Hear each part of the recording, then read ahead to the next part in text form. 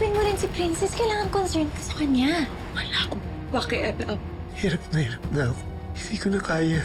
Raymond, kaya niya po yan. Ang dami ko nang pinataya. Ang dami ko nang sinaktan. Tapos masisira lang ng ganito. Tama na.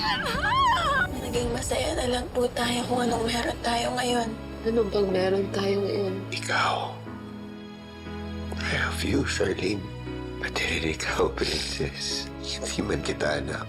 Kahit mo rin naman si Libby. Pwede na rin, di ba? To life. To life. To life. Hindi na makakarating yung mga rescuers. Kaya na yung kumilos. Just wala tayo bang aasahan, kundi sarili natin. Tanggalin natin. Tara. Pag nalagpasan na natin ang lahat ng to, gawin mo ng lahat ng makakaya mo para mapabilis ang annulment na yon. You cannot tell me what to do. Pero mahal mo si Charlene. Ano, hahayaan mo na lang siya? Hahayaan mo na lang silang dalawa? Mahal na mahal ko pa rin siya. Pero ano kung hindi na pwede? Kailangan mo umalis. Kailangan mo maghanap ng tulong. Baka hindi tayo matundo ng rescuers dito.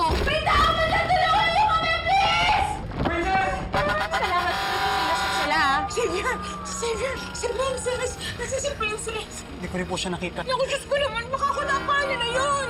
Princess! Si Princess! Princess! Princess, anak! Nasaktan ka ba? Kamusta ka? Sana naman hindi pa huli ang lahat kasi hindi ko makayan. Nagsisisi ako sa mga nagawa ko sa Raymond! Ah!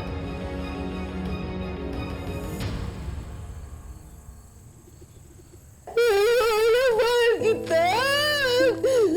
Raymond, mabuhay mo. Gumising ka, please.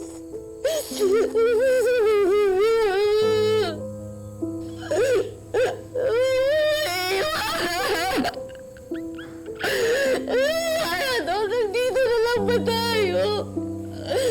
Hanggang dito na lang ba tayo? Bakit ganun?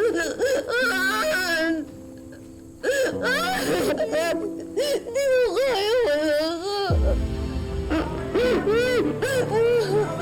Dito kami! Tulong! Dito! Dito po! Tulong! Tulong kami! Dito po! Tulong!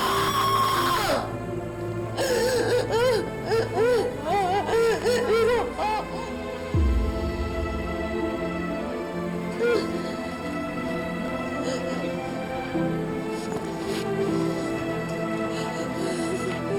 Raymond, gising ka.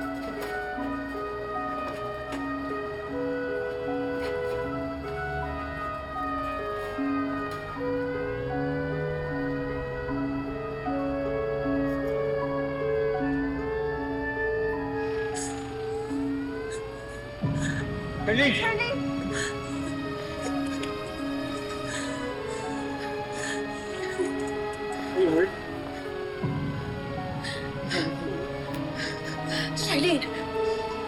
Charlene, nasan si Raymond? Nasaan siya?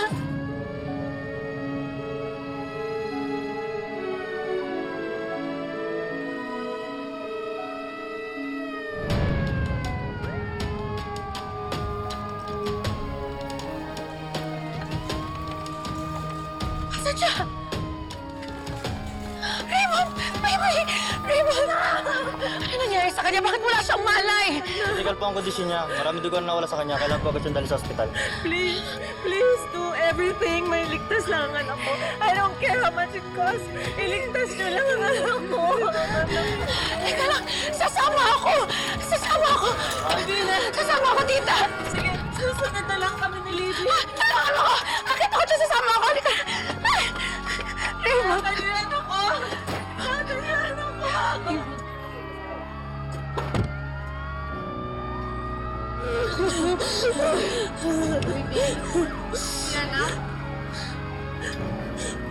Pwede ba? Pabayaan mo muna kaming dalawa.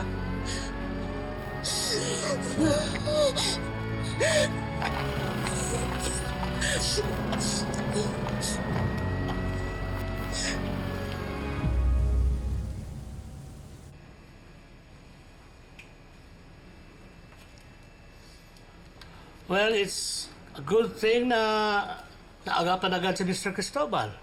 Nasa linan ng dugo. Kung nagtagal siya sa guho, baka hindi na namin siya nailigtas.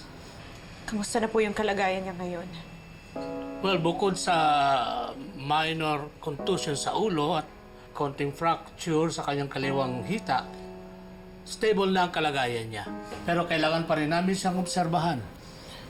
Salamat po, Dok, at hindi niyo pinabayaan ang anak ko. Lumaban si Mr. Cristobal. Sa bingit ng kamatayan, hindi siya sumuko. Marahil ay iniisip niya kayo, kayong mga nagmamahal sa kanya.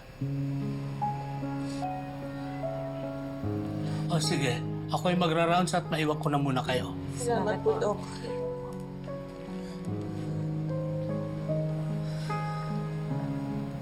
Dad, thank you. Thank you for not leaving us. Mahal na mahal ka namin. Raymond, anak, mahal na mahal ka namin.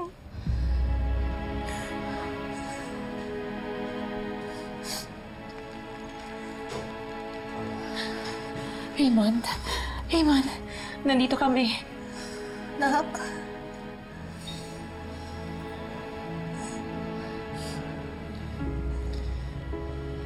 Saan si Charlene?